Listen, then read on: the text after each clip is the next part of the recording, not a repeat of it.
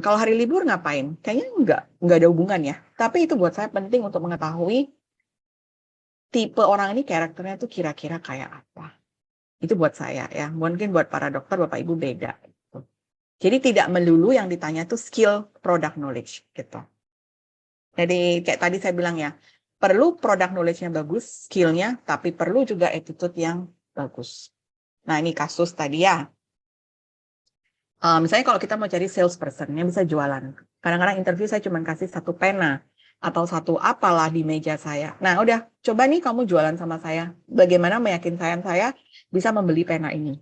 Kalau anak itu emang sudah ada jiwanya dan memang sudah apa ya, udah terbiasa, pasti bisalah dia ngarang-ngarang sampai saya mau beli itu. Biasanya seperti itu.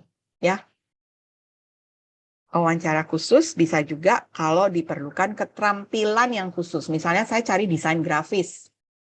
Pasti wawancara khususnya saya meminta dia membuatkan saya satu desain. Saya mau lihat dalam berapa menit dia bisa selesai sesuai nggak harapan. Ya, kalau di dokter mungkin nyuntik ya. Saya nggak tahu. Apa ada kalau mencari suster itu disuruh suntik.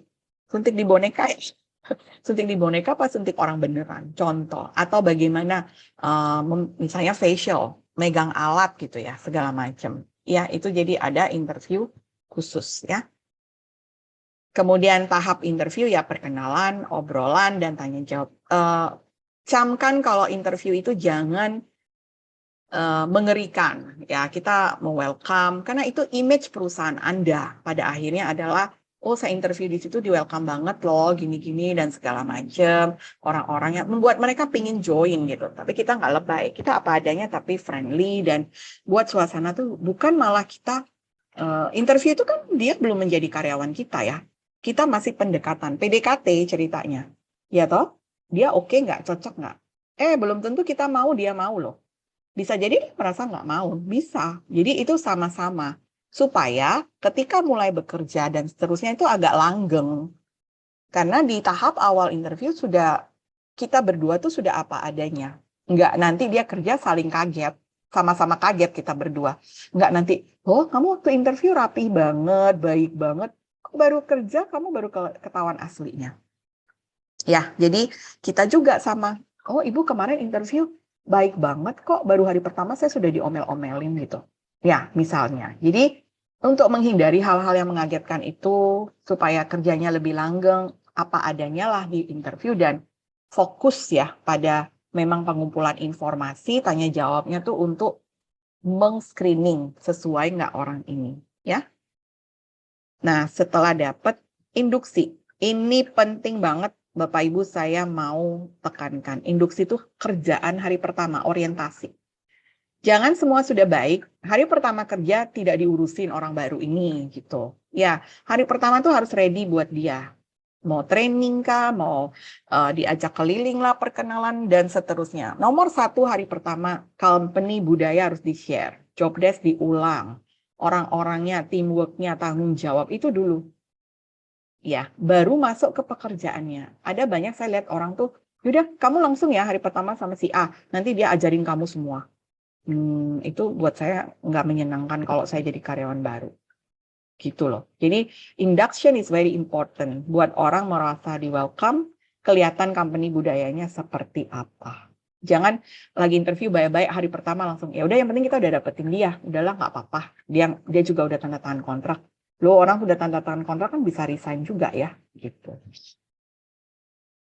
Jadi Bapak Ibu, HR Anda penting banget ngurusin ini. Saya pernah berapa kali ketemu HR tuh yang, waduh pokoknya nggak menyenangkan. Benar-benar bukan HR, ya gitu. Nah ini tadi yang saya sudah sebut, kalau mau cari karyawan, Anda ngisi dulu formulir bahwa saya mau nyari seperti apa dan seterusnya nanti HR akan mencarikan sesuai yang Anda harapkan. Ini contoh aja ya, formnya bisa bentuk lain. Supaya HR-nya nggak bingung, nyari karyawan ini untuk apa, temporary, permanen, untuk gantiin siapa, atau karyawan baru, budget baru, dan seterusnya. Karena nanti ada hubungannya kan sama kontrak, budget, dan seterusnya. Kemudian cek latar belakang, ya, dan seterusnya. Ini hanya absen kerja, rata-rata sudah bisa, pastikan ya. Nah, ini job desk dan struktur. Ya. Nah, ini cuma salah satu bentuk job desk ya, Bapak Ibu bisa berubah bentuknya bebas. Yang penting di job desk tuh jelas nama title-nya, dia lapornya ke siapa, bos di atasnya siapa, di atasnya lagi siapa, role department-nya apa, kerjaan umum dia apa, dan kerjaan detailnya apa. Kemudian kalau melibatkan kayak ini, equipment machinery, apalagi ya klinik banyak banget, itu tanggung jawabnya terhadap equipment machinery gimana. Kemudian juga terhadap, kalau saya biasanya saya tambahin confidentiality, kayak conflict interest-nya, sama hygiene and healthy.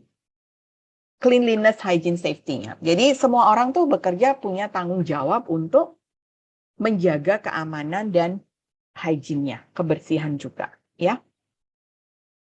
Ini mempersiapkan perkenalan tim tadi induction, mempersiapkan lingkungan kerja. Ya, jadi jangan orang masuk nggak tahu duduknya di mana, lokernya di mana, dan seterusnya. Dan training untuk anak baru, ya, jangan diceplosin, nggak ada yang ngurus, ya.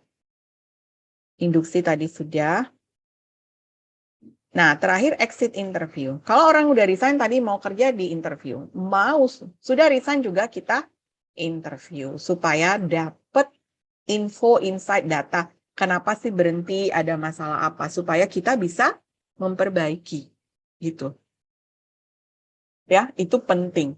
Tapi enggak saya bilang semua berhenti itu kita harus penuhi kebutuhannya, enggak. Supaya kita tahu mana yang company bisa tolerate dan bisa perbaiki, supaya tidak tinggi, high turnover-nya enggak berhenti-berhenti terus.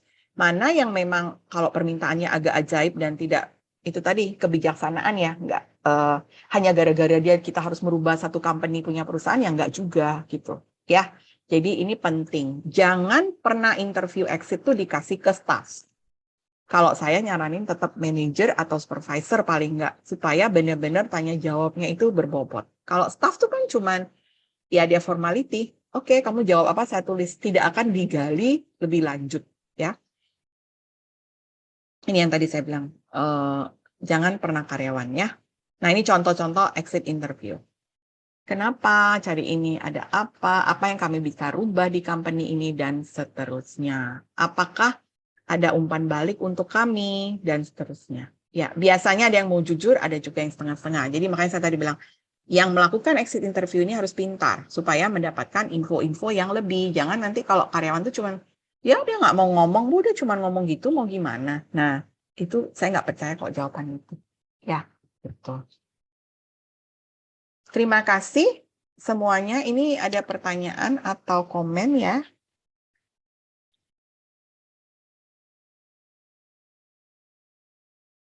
Oh, oke. Pak Antoni, ini yang tadi apa?